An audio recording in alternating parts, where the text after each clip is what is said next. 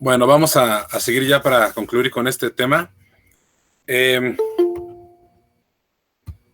Tenemos clase otra vez el jueves, ¿no? Sí, profesor. Ese jueves vamos a hacer el primer examen, que como está marcado ahí en el calendario. La verdad es que es un examen muy fácil, va a estar muy sencillo. Es prácticamente de lo que hemos visto hasta ahorita, que es principalmente una presentación que les voy a subir al terminar ahorita esta clase. Está muy sencillo. Pues ahí les pediría nada más que se apliquen porque es el examen más tranquilo, solo van a ser 10 preguntas, entonces no tiene mayor problema.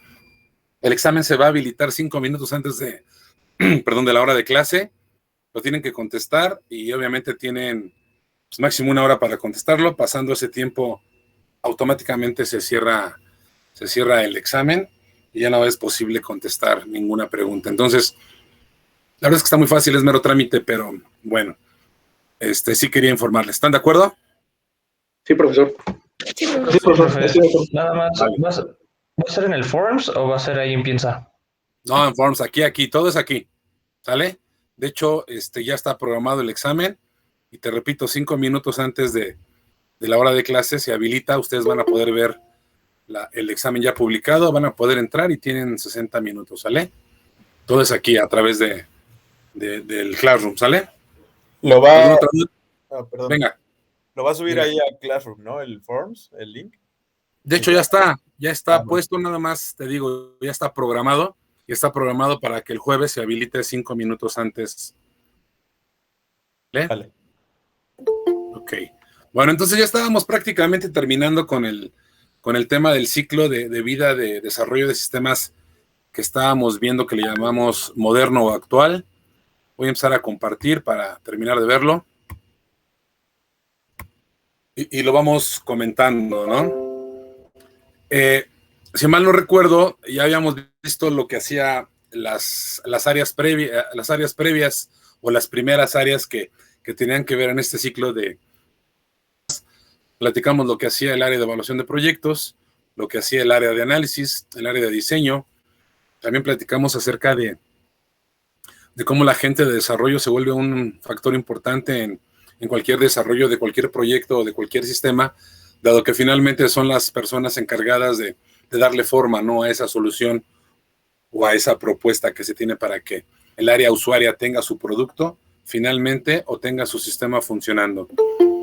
También comentábamos que se vuelve bien importante el trabajo de todas esas áreas, dado que tienen que estar de alguna manera pues, involucrados y trabajando mano a mano y codo a codo, como dicen por ahí, tomando como base las metodologías que en su momento se hayan elegido o seleccionado por parte del área, de la empresa, de la gerencia o de la dirección para desarrollar este tipo de proyectos. Decíamos que en el caso de desarrollo, sus metodologías, que normalmente utilizan son pues prácticamente el tener un buen control de versiones y la estandarización que se hace a la hora de documentar los desarrollos, ¿no? Comentábamos que hoy en día es bien difícil, es muy raro ver que algún programador documente de manera adecuada. Decíamos que muchas veces nos encontramos como programadores con ciertas rutinas dentro de algunos programas que pues solamente quien los desarrolló le entiende, ¿no? Porque no tienen la delicadeza siquiera de documentar para qué es, por qué se hizo y con qué interactúa o qué necesita para funcionar. Entonces, bueno, en este ciclo de desarrollo de sistemas se busca eso, ¿no? Se pretende eso. Que cada quien haga lo que tenga que hacer, lo haga de la mejor manera y sobre todo lo haga de una manera ordenada y sistemática a partir de las metodologías que adopte la empresa, apoyándose en técnicas y herramientas para eso mismo, ¿no? Si mal no recuerdo, en la etapa de pruebas, donde platicábamos que era el filtro, por supuesto, más importante previo a que el usuario tuviera ya en sus manos el producto final o el sistema funcionando, platicábamos básicamente que hay 3 diferentes tipos de pruebas, ¿no? La primera, que eran las pruebas, ¿cómo se llamaban? ¿Alguien se acuerda? Creo que eran pruebas unitarias. Gracias, Flores, así es. Las primeras eran las pruebas unitarias, ¿no? Donde básicamente, como su nombre lo indica, la intención era probar de manera unitaria o aislada cada uno de los elementos o los componentes que forman a ese sistema o que lo van a conformar. Decíamos que aquí básicamente quien interactúa o quien participa es, por un lado, por supuesto, el programador o desarrollador, el líder del proyecto o el director del proyecto, la gente de pruebas o los testers, y básicamente, ¿no? Y la intención, decíamos también, principal de un área de pruebas es, pues más que verificar o asegurarse que el sistema funcione correctamente, el objetivo de esa área es encontrar errores en cualquier sistema o en cualquier proyecto de tecnología. También decíamos que si un área de pruebas no encontraba errores, pues algo estaría pasando, ¿no? Porque entonces no estaría haciendo su chamba de manera... Entonces decíamos, la primera etapa, y como bien lo comentaban, eran las pruebas unitarias. Después venía una segunda etapa. ¿Quién se acuerda cuál era? Las pruebas integrales o funcionales. Gracias, López. Las pruebas integrales o funcionales, donde básicamente comentábamos que algunas áreas, por cuestiones de estrategia, a veces separaban y aplicaban una etapa de pruebas funcionales y posteriormente una etapa de pruebas integrales. La realidad es que la mayoría de las áreas de desarrollo optan por juntar esas dos etapas, le llaman pruebas integrales y se abocan a probar lo que es tanto la funcionalidad, decíamos, la forma de que tiene cada módulo de funcionar de manera adecuada en función de lo que el usuario nos solicitó, y la integridad. ¿Qué significa? Verificar o asegurarnos que cada módulo a la hora de que interactúa con el otro o los otros módulos lo están haciendo de manera correcta. También decíamos que aquí, ¿quién participaba? Unitarias, ¿no? Estaba el líder del proyecto, estaban los testers o los probadores, a veces se invita a la gente de desarrollo, que aquí ya no es obligatorio, pero a veces se invita, y básicamente, ¿no? Lo que decíamos aquí que teníamos que tomar en cuenta algo muy importante, y decíamos que como regla de aquí en adelante es que en estas dos primeras etapas de pruebas, la regla era no invitar a quién. Al usuario final. Claro, al usuario final, a la persona que iba a hacer uso del sistema, porque decíamos que si lo invitamos en las primeras etapas de pruebas, pues al ver que el área de pruebas, iba a detectar o encontrar pues múltiples errores, pues iba a espantar, ¿no? Se iba a panicar y prácticamente iba a pensar que en manos de quién estaba el desarrollo de su sistema o de su proyecto. Entonces, regla, jamás en estas dos etapas de pruebas debe de estar presente el usuario. Nunca se debe de invitar por cuestiones obvias, sobre todo para que él no pierda la confianza en nosotros, ¿no? Porque se supone que nosotros, pues somos los expertos, somos los que sabemos y los que en teoría le vamos a ayudar a resolver un problema que tiene, y sobre todo, cuando un área o algo se automatiza, lo que se busca es hacer más eficiente y más rápida cierta actividad o cierto proceso dentro de la empresa u organización. Entonces, si nosotros lo invitamos y empezamos a detectar N cantidad de errores, pues se va a espantar, ¿no? Entonces, finalmente, ya para tratar de tener en sus manos el producto, hay una tercera etapa de pruebas que se le conoce como pruebas, ahora sí, de aceptación. Y como su nombre lo indica, las pruebas de aceptación son las pruebas donde prácticamente el objetivo es hacer que el usuario final o el dueño de ese sistema conozca, revise, pruebe y al final acepte que el producto que está viendo, que está probando, que está de alguna manera viendo funcionar, es exactamente lo que él solicitó, ¿no? Entonces, a estas pruebas se les conocen como pruebas de aceptación, y prácticamente aquí, a diferencia de las dos etapas, se pretende o se busca que el usuario pruebe por sí solo o por sí mismo ese sistema. En las dos primeras etapas de pruebas, que eran las unitarias y las integrales, pues finalmente nosotros como área de sistemas probamos en función, primero, de lo que aprendimos del proceso y del procedimiento para ver si el sistema está operando de manera adecuada. Después, en la parte de pruebas funcionales e integrales, no nada más se prueba por probar, sino que también se prueba con algo que se conoce, con una herramienta que se le conoce como casos de prueba o casos de uso. Esos casos de prueba lo que hacen es, con casos muy específicos que el usuario nos proporciona, nosotros simulamos una operación normal del día a día dentro de esa área, para que con esos casos en específico veamos cómo se comporta el sistema y nos aseguremos que al final el sistema va a entregar el resultado que finalmente el área usuaria y ese caso en particular están esperando. Bueno, en la etapa de aceptación, de pruebas de aceptación, nosotros como área de sistemas ya no intervenimos ni proponemos, me refiero a proponer los casos que debemos o las situaciones que debemos de probar o creemos que debemos de probar. Al usuario le entregamos el producto para que él, con la experiencia que tiene, con la experiencia que ya trae de operar durante muchos años de manera manual o normal o tradicional en su área, pues empiece a probar el sistema que ya está hecho y automatizado. Entonces, se le deja total libertad al usuario para que empiece a probar y, por supuesto, como toda buena área de pruebas, seguramente vamos a encontrar errores. Pero aquí lo que se pretende es que en esta etapa de pruebas de aceptación, el sistema llegue con el mínimo porcentaje de errores posible, pues para que el usuario no se nos espante, ¿no? Entonces, así como yo les comentaba en las etapas anteriores de pruebas, que hay una regla que dice que cuando un sistema llega a la etapa de pruebas, en promedio llega con el más o menos 10% de errores y que esos errores deben de encontrarse y resolverse. De igual manera, cuando el sistema llega a las manos del usuario en una etapa de pruebas de aceptación, la regla es que máximo el sistema debe de llegar con un más o menos 5% de errores. Pero no nada más es el porcentaje, chavos, sino que aparte de ese porcentaje, los errores que llegue a encontrar el usuario, lo ideal es que sean errores de forma y no de fondo. No sé si queda claro esta parte, no sé si alguien me quiere explicar a qué me refiero cuando digo que los errores deben de ser de forma y no de fondo. O sea, algo que no sea tan delicado, ¿no? Algo que sea pues sencillo de resolver. Exacto, Laia. Sobre todo, ¿alguien más que quiera complementar lo que comentó Laia? ¿No? Bueno, como bien lo comenta Laia, un error de forma se refiere básicamente a que el impacto de que ese error suceda dice que no vas a detener o a interrumpir la operación, primero, del sistema y segundo, la operación del área que hace uso de ese sistema.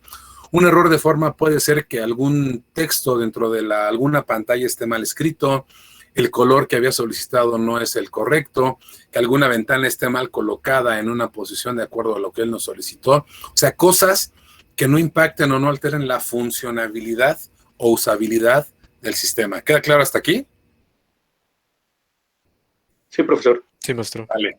Entonces, gracias. Entonces, un error de fondo, ahí sí sería eso, lo contrario a lo que dice Olaya, que de presentarse ese error, pues de alguna manera detuviera la operación o la funcionalidad del sistema y no nada más eso, que detuviera la operatividad o la operación normal del área o de la empresa o de donde se esté probando ese sistema. Entonces, la regla es, cuando nosotros llevamos un sistema a una etapa ya de aceptación con el usuario, la regla es que llegue con más o menos 5% de errores, pero en su mayoría deben de ser errores, repito, de forma y no de fondo. Bueno, hasta aquí queda claro las etapas. La estamos viendo muy general porque ya cuando entremos de lleno a una metodología que vamos a ver nosotros, pues ya la vamos a ver más a detalle, ¿no? Y vamos a ver ya inclusive que hay herramientas automatizadas que nos ayudan a hacer más fácil este proceso de pruebas que les podemos aplicar a nuestros sistemas. Entonces, ¿hasta aquí hay alguna duda en estas 3 etapas de pruebas, jóvenes?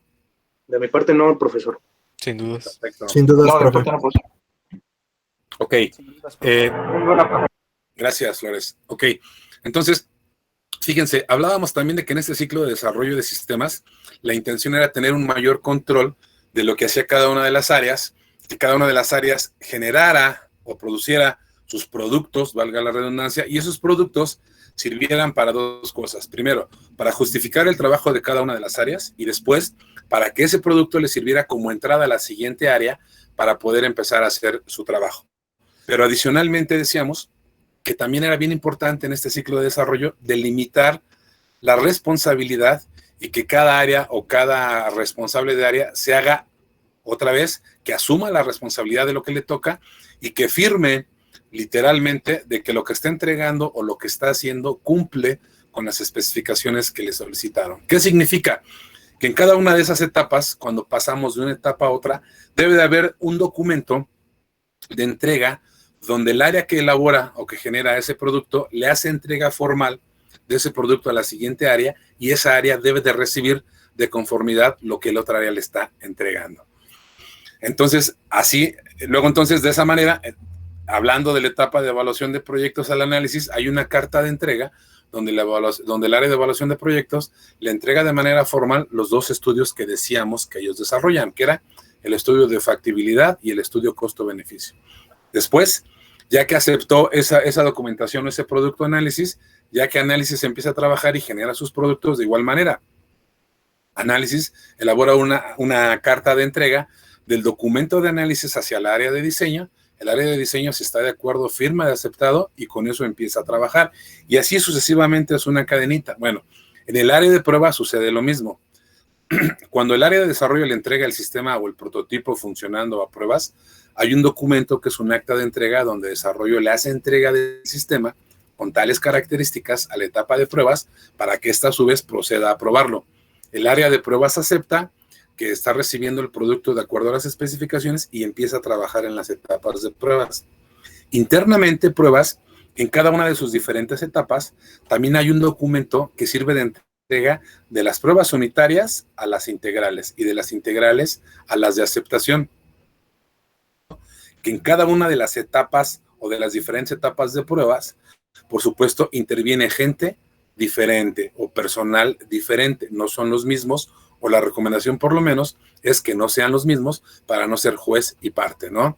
Entonces, si esa es la línea o esa es la estrategia o la dinámica que se sigue en este ciclo de desarrollo, pues luego entonces con el usuario pues se vuelve aún más importante que una vez que el usuario haya probado y haya revisado el sistema y si él cree que esa aplicación, ese sistema o ese aplicativo cumple con lo que él pidió, pues también tenemos que hacerlo responsable de que está de acuerdo y aquí en lugar de hacerle un acta de entrega, le hacemos un documento que se le conoce como acta de aceptación. En las anteriores etapas y de manera interna en el proyecto es un acta, una carta de entrega, era una carta de entrega entre un área y la otra. En el caso del usuario específicamente, se sugiere y se recomienda que esa carta se convierta en un tema más legal, más formal, y se debe de elaborar un acta de entrega. ¿Por qué más legal? Les platico, sí les platiqué a ustedes del tema que tuvimos por allá de año 2000. ¿Con lo de las fechas? Sí, ¿se acuerdan? Sí. Ok, más o menos. Fíjense, ¿por qué era bien importante? ¿O ustedes por qué creen que era bien importante que quien utilizara cualquier ciclo de desarrollo de sistemas pudiera lograr o pudiera tener en un documento legal firmado que el usuario solicitó el sistema y después quien fue quien lo probó, pues de alguna manera garantice que efectivamente el sistema cumple con lo que él solicitó? ¿Por qué creen que es importante? A ver, díganme. Pues para deslindar responsabilidades hacia la empresa. No nada más hacia la empresa, López, tienes razón. ¿Hacia quién? Hacia todos, ¿no? ¿Por qué? Les decía yo de ese ejemplo del año 2000. Siempre cuando somos estudiantes a veces nos cuesta un poquito de trabajo dimensionar el impacto que pueden llegar a tener pues, los sistemas que están operando y funcionando pues, allá afuera, ¿no? En las empresas, en las organizaciones, ¿no? Pero ya cuando te pones a trabajar y te pones a estar cerca pues, de la realidad en sistemas, te das cuenta que detrás de cada sistema hay muchos intereses y muchas veces mucho dinero de por medio. Les decía yo en el caso del año 2000 que era bien importante que cada quien que hacía su trabajo firmara de entregado y el otro firmara de recibido, y sobre todo el usuario.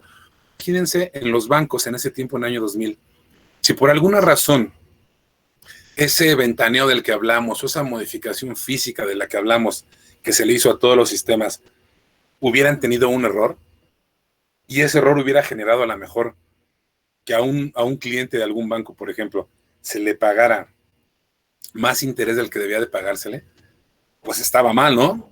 Y había un daño a los ingresos, por supuesto, de entrada del banco, ¿no? Realmente alguien tenía la culpa, ¿están de acuerdo? Y ese alguien finalmente, a lo mejor no necesariamente, toda la culpa la tiene el usuario, pero sí por eso se busca o se pretende que en cada etapa, y repito, sobre todo el usuario, firme de conformidad que el sistema que está recibiendo o que está probando está cumpliendo con las especificaciones que él solicitó. Porque el día de mañana, si lo ponemos a producción y repito, hace un cálculo mal el sistema y le pagamos más dinero a alguien o le quitamos dinero de más a alguien, pues alguien tendrá que responder, ¿no? Entonces, en este ciclo de desarrollo es lo que se busca, que cada quien dentro del ámbito de su competencia, pues asuma la responsabilidad que les toca, ¿no? Entonces, ya una vez que se prueba con el usuario dice, te juro por Diosito que sí es lo que pedí, está funcionando perfecto, acta de aceptación, fírmale que estás de acuerdo, que te estoy entregando de acuerdo a lo que solicitaste y que el sistema funciona de manera adecuada. Bueno, ya una vez que tenemos ese filtro y que tenemos cierta certeza de que el sistema pues cumple prácticamente con las necesidades que se solicitaron, la siguiente etapa que entra en función es una etapa que se le conoce como capacitación, donde, pues, como su nombre lo indica, la intención es elaborar programas de capacitación para que las diferentes personas, las diferentes áreas que van a intervenir en el uso de este sistema, primero lo conozcan y segundo, entiendan cómo el proceso que ellos hacían de manera manual anteriormente, ahora lo van a tener que hacer de manera automatizada dentro del sistema. Y bueno, empieza una serie de cuestiones aquí, donde básicamente se elaboran o se crean convocatorias de capacitación dirigidas a cierto personal de ciertas áreas, donde como en toda convocatoria de capacitación, debe de estar establecido un perfil de usuario que se requiere, deba de tener la persona que va a tomar esa capacitación, ¿no? Y bueno, el perfil de usuario casi siempre va en el sentido, pues, de que conozcan por lo menos lo mínimo en el manejo de computadoras, en algunos casos que tengan cierta preparación. Cuando el sistema es muy especializado, por ejemplo, en cuestión de finanzas, pues muchas veces se solicita que el usuario tenga un conocimiento o una preparación profesional académica en el tema de finanzas y así sucesivamente. Se empieza a capacitar en dos rubros: una capacitación hacia el usuario final y una capacitación técnica. La capacitación al usuario final se le da obviamente a las personas que van a utilizar como usuarios finales ese sistema o esa aplicación. Se capacita en términos exclusivamente de operación y funcionamiento del sistema que se acaba de desarrollar. Y la capacitación técnica se le da, como su nombre lo indica, a la gente técnica o al área de sistemas o a la gente que va a adoptar o a tomar ese sistema para darle el mantenimiento y el seguimiento de aquí en adelante para garantizar que siga operando de manera adecuada.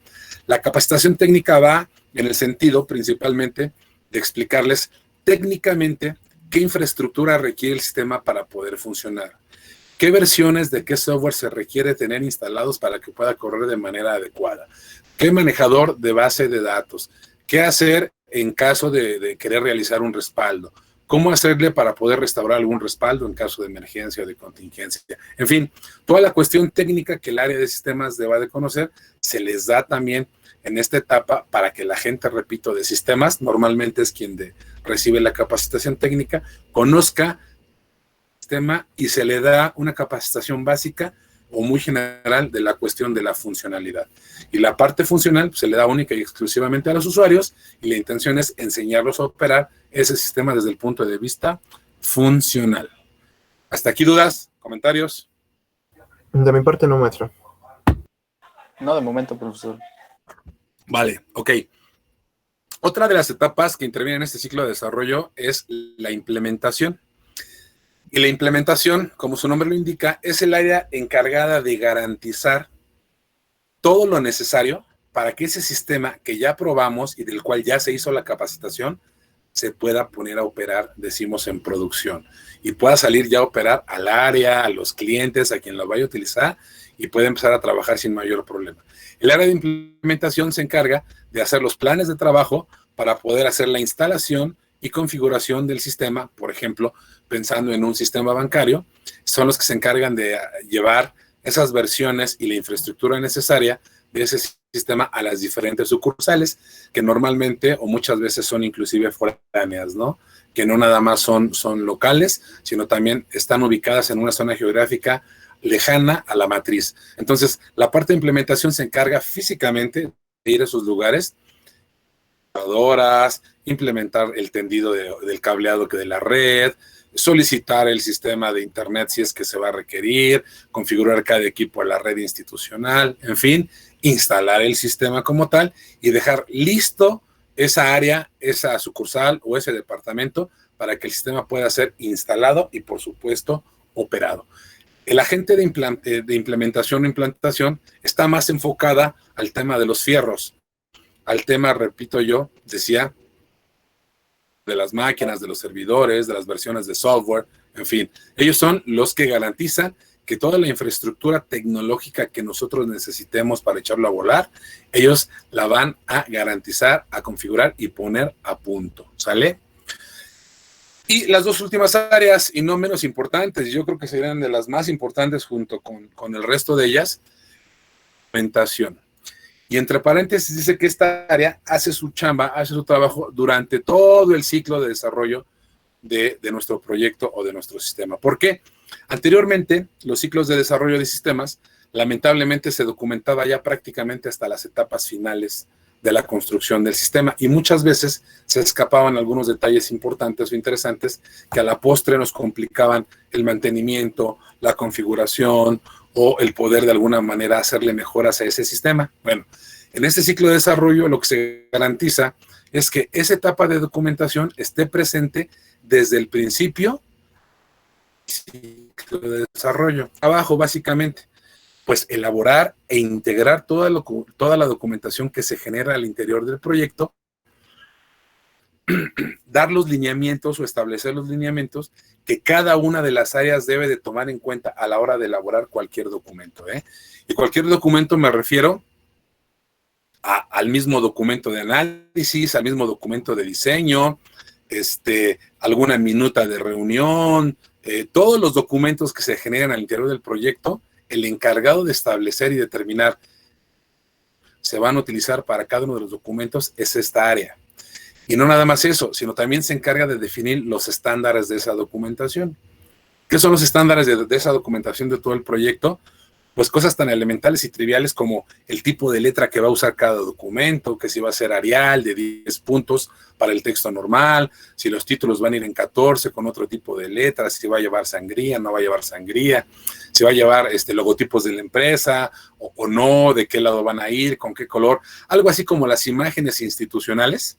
Por ejemplo, hablando del Politécnico, ya ven que todo documento que sale de algún área del Politécnico trae una imagen muy específica, ¿no? Siempre va el logo del Politécnico, luego va alguna frase ahí representativa de algún evento importante histórico y demás, los colores. Pues lo mismo sucede en esta etapa de documentación. Ellos son los encargados de crear esa imagen corporativa a nivel documentación y asegurarse y garantizar que, repito, cualquier documento que se genere o emane del proyecto cumpla con esa imagen, con esa estandarización y sobre todo se vayan integrando en un acervo documental que a la postre va a ser parte de los entregables que van a formar parte de ese proyecto. Porque la verdad es que curiosamente cuando desarrollamos un proyecto y sobre todo de sistemas, pensando en el desarrollo de un nuevo proyecto, pues casi siempre enfocamos nuestros esfuerzos al proyecto per se, al proyecto como tal. Nuestro objetivo es tener el sistema funcionando como lo pidió el cliente y que cumpla con sus necesidades y las características que pidió. Pero tristemente la mayoría de los grandes líderes de áreas de tecnología se olvidan de documentar todo ese trabajo. Entonces, en este ciclo de desarrollo lo que se pretende privilegiar es que esa documentación, exista a lo largo de todo el desarrollo del proyecto, que forme parte de los entregables que se le van a dar al área o al cliente o al usuario final al término del mismo, y sobre todo, lo más importante, todo este tipo de proyectos, todos, al final, en algún momento van a ser susceptibles de ser auditados, ya sea por la misma empresa en la que estamos trabajando o normalmente lo que hacen es contratar despachos externos para poder auditar o revisar pues que los trabajos se hayan hecho de la mejor manera y obviamente no haya habido un mal uso o un mal manejo de todos los recursos. Entonces, si nosotros garantizamos que la documentación existe desde el principio hasta el final, pues prácticamente estamos del otro lado pensando en temas de auditoría y en temas de productos entregables. ¿Queda claro hasta aquí? Sí, profe. Sí, maestro. Y finalmente el área que platicábamos la clase pasada, ¿no? Que decíamos que se convertían en el área más odiada por todos, ¿no? Y decíamos que eran los chismositos del proyecto, ¿no? El área de aseguramiento de calidad. Igual que en la parte de documentación, el área de aseguramiento de calidad es la encargada, decíamos, aparte de asegurarse o de garantizar que cada una de las áreas haga su trabajo como debe de hacerlo, o deba de hacerlo, apegado a las metodologías que la empresa eligió o seleccionó para ese trabajo, se haga de la mejor manera, de la manera más eficiente y demás. Aparte, ellos tienen que asegurar que el proyecto, de encontrarse con algunos problemas inconvenientes, decíamos, son los que tienen que ir prácticamente de chismosos con el director, con el líder del proyecto para avisarle que algo está sucediendo. Y entonces, bueno, que algo está sucediendo y que además puede poner en riesgo a la fecha límite o al deadline que tenemos para cumplir con los compromisos contractuales. Entonces, cuando eso sucede, decíamos, se juntan, se reúnen, la gente de aseguramiento de calidad, con la cabeza, con el director, el gerente o el encargado del proyecto, y se ponen a analizar las situaciones y decíamos, y lejos de tratar de buscar un culpable, se trata de identificar el problema o los problemas y obviamente darle solución, ¿no? Decíamos, no se trata de que aseguramiento de calidad va, echa el chisme y ya te quemó y ya habló mal de ti, sino que decir, bueno, a ver, en tal área hay un problema, ¿cómo lo vamos a resolver? Y la intención es, de alguna manera, darle o proveerle al grupo de trabajo todos los elementos necesarios pues para que al final se le llegue al objetivo, que es desarrollar el sistema. Entonces, estos señores, ¿cómo trabajan? ¿Cómo funcionan? Bueno, jóvenes, el que sea, siempre hay un plan de trabajo. Ese plan de trabajo especifica básicamente las fechas, las actividades y los responsables de cada una de esas actividades para poder cumplir con ese compromiso o para poder llegar al final del proyecto. Entonces, lo que hace aseguramiento de calidad cuando empieza a trabajar es, ya que empezó el proyecto, al líder de ese grupo, al gerente, al director, solicita el plan de trabajo y va identificando las fechas críticas donde cada área debe de estar entregando ciertos productos, decía yo, que se vuelven importantes para que otra área pueda trabajar. Y entonces, en función de ese plan de trabajo, el área de aseguramiento de calidad va elaborando o va formando pequeños planes de trabajo por área para ir haciéndoles visitas de calidad, se llaman, o visitas o verificaciones de calidad para asegurar fechas que estén establecidas en el plan general de trabajo se estén respetando. Y segundo, todos los productos y tareas que se tenían que hacer pues estén cumpliendo de manera adecuada, sin mayor retraso que pueda poner en riesgo ese proyecto. Toda esa información que ellos hacen de visitas de verificación es como si hicieran pequeñas auditorías internas al seno del proyecto que le van a permitir al líder del proyecto identificar, decía yo, a tiempo cualquier problema que pudiera poner en riesgo el éxito de nuestro trabajo. Entonces, lo vemos desde ese punto de vista que es algo muy bien planteado y pensado, pero lamentablemente no toda la gente, repito, los ven como un área que se encarga nada más de ver qué estamos haciendo, cómo lo estamos haciendo y después ir a acusarnos con el líder o el gerente del área o del departamento para que nos regañen. Y no, realmente agradecidos deberíamos de estar cuando el área de aseguramiento de calidad va a nuestra área a hacer alguna inspección de calidad, encuentra algún problema, alza la mano y a tiempo, entre todos podemos detenerla, corregirla y enderezar el barco, como dicen por ahí, para que no tengamos mayor problema. Al final, lejos de ser, pues más bien, sí, lejos de ser la gente más odiada, al final cuando a la gente, como decimos acá en México, les cae el 20 del beneficio que es tener un área de aseguramiento de calidad al interior de ese tipo de organizaciones, pues la verdad es que se vuelve una de las áreas más queridas y más solicitadas porque muchas veces entienden también el objetivo de esta área, el resto de las áreas, que antes de hacer una entrega formal de su producto o de lo que tienen que entregar, le piden el apoyo al área de aseguramiento de calidad para que haya una revisión previa de calidad antes de que ellos hagan su entrega y no puedan tener un problema mayúsculo. Entonces, cuando el tipo de empresas, o más bien este tipo de áreas, organizaciones, llegan a ese punto donde el resto de las áreas, lejos de ver a calidad como un estorbo, lo ven como una ayuda y les llaman previo a hacer algo de alguna entrega, les llaman para que revisen su trabajo, se dice que el área de desarrollo de sistemas ya alcanzó un cierto nivel de madurez que le permite a esa área en algún momento dado poder evolucionar hacia otros niveles de calidad en los productos que desarrollan. ¿Sale? Entonces, hasta aquí dudas, jóvenes, preguntas, aclaraciones.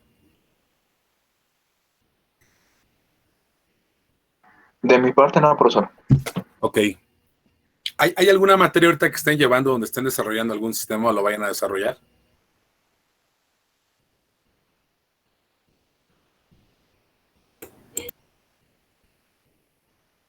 A ver, Villarreal. Bueno, solo uno pequeño para estructuras de datos, pero... ¿Es muy pequeñito? Sí, no, es casi un CRUD. Que casi es solo un programa, no es un sistema. Bueno, pues ¿Quién el más? 5 ya sería, ¿no? ¿Quién más? Nadie está, ahorita nadie les pidió desarrollar a alguien, algún sistema, algún maestro, ¿no? Pues No, a mí lo igual que solo un sé- programa en estructura de datos. Solo un programa. A mí no ¿Qué me pasó, lo pidieron, Arbizu? pues, bueno, perdón. Sí, Flores. Órale, a ver, Flores, ahora sí. A mí no me lo pidieron en ningún momento, pero antes yo tuve que enseñarle a uno de mis profesores cómo se hacía. Bueno, más o menos como lo entendí, porque se supone que con eso yo iba a ayudar según a mi escuela que enseñaran otro lenguaje, pero pues ya ni se hizo, creo. Pero pues aún ahí más o menos como que comprendí cómo se hacía. O sea, ¿tú le explicaste a tu profesor un ciclo de desarrollo de sistemas? Ajá, bueno, estuve estudiando PHP y traté de hacerlo como si fuera una página de internet, en el cual Ujú. es como el control de una juguetería Sí. y se insertaban juguetes, y pues ahí se podían hacer registros a la base de datos y todo, pero Ok. como lo fui aprendiendo así a lo básico, Sí. no comprendía aún muchas cosas, pero sí fue la forma en cómo pude más o menos implementar uno. Sí, claro. Mira, ahorita lo que vimos en estas clases que hemos tenido es básicamente el panorama general de lo que es la ingeniería de software y lo que se pretende. A partir de la siguiente clase que tengamos, lo que vamos a ver es, yo les voy a empezar a enseñar, no enseñar, a explicar, porque no se trata de enseñar, les voy a explicar una metodología que hemos usado en algunas áreas de sistemas en las que he tenido la fortuna de estar. Hablamos del sistema de transporte colectivo en el metro, en la Secretaría de Transporte y Vialidad, en la Dirección de Reclusorios, todos en áreas de sistemas. Veníamos usando y nos dio muy buenos resultados. ¿Por qué les preguntaba ahorita que estén en alguna materia donde estuvieran desarrollando, pues no programas, ¿no? Algún sistema. Porque la intención es de que yo les vaya explicando cada uno de los pasos que se hacen en esa metodología y lo vayan aplicando a algún proyecto que tengan. Si no, no hay problema. Podemos tomar cualquier proyecto pues ficticio y tratar de irlo aterrizando en esa metodología, pero la intención, como dice Flores, es ir explicando, irlo tratando de aterrizar a un sistema como tal, para que les quede aún más claro cómo se hace allá afuera en la realidad, ¿no? Y el día de mañana que tengan que hacer algún proyecto aquí en la escuela o ya que entren a trabajar, pues cuando les empiecen a hablar de metodologías y que de áreas y que de productos, pues no se me espanten y sepan de qué les están hablando, ¿no? Por lo menos tengan las bases para entender o comprender lo que esa área de sistemas está haciendo, de lo que está hablando. La verdad es que lo interesante es, ya que están en un área de sistemas, pues entender o identificar si esa empresa o esa área de sistemas realmente aplica ciclos de desarrollo de software o de sistemas, pues como se debe. Es cierto que hoy en día en México, pues muchas áreas de sistemas hacen todo pues muy rápido, muy al vapor, porque las mismas circunstancias o la misma necesidad los orilla a trabajar de esa manera. De ahí que surgió un concepto que yo no estoy muy de acuerdo, pero que surgió un concepto muy novedoso hace algunos años, que le llaman, que es la famosa ingeniería en reversa, ¿no? Aquí en México siempre somos bien eficientes y muy buenos para adaptarnos y ajustar cosas a nuestro favor. Entonces, la realidad es que en México, la mayoría de las empresas de tecnologías de información no tienen una forma ordenada de trabajar. Es muy raro encontrar, no digo que todas, pero es muy raro encontrar empresas que llevan orden, y sobre todo un orden metodológico, y sobre todo en el área de sistemas. Entonces, aquí en México estamos acostumbrados a que, pues entras a trabajar en un área de sistemas y luego te meten a programar y te dicen, a ver, tú olvídate, tú hazte el módulo de altas y no preguntes, tú hazte el módulo de reportes y no preguntes. Y la realidad es que ese no preguntes tiene que ver mucho con todo el trabajo que hay atrás de ese programa que ustedes van a hacer, pues muchas veces no está documentado ni ordenado, ¿no? Y ahí como Dios nos da a entender o como nos enseñaron en Lupixa, pues nos ponemos a trabajar y a desarrollar y demás, ¿no? Pero lo interesante sería que en todas esas áreas de sistemas pues hubiera ese orden y esa forma pues metódica y sistemática de trabajar, ¿no? Entonces, la intención, repito, de esto que vamos a ver a partir de la siguiente clase es irles explicando esa metodología, qué se hace, darles algunas recomendaciones para que lo vayan aterrizando o traten de irlo pues, concretando en algún proyecto que traigan. Si no, repito, no hay ningún problema. Elegimos los sistemas clásicos que todo el mundo maneja y los vamos pues construyendo, ¿no? A la parte metodológica para que todo el mundo más o menos tenga tenga claro este tema. ¿Dudas hasta aquí? ¿Preguntas, comentarios, algo del examen que quieran comentar, alguna duda?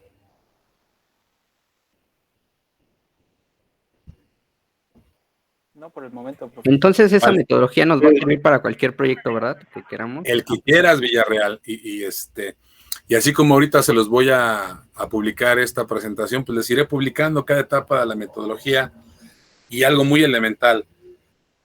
¿Qué necesitas como entrada? ¿Qué procesas? ¿Cómo lo procesas? ¿Y qué generas de salida? Así, siguiente etapa. ¿Qué recibes de entrada?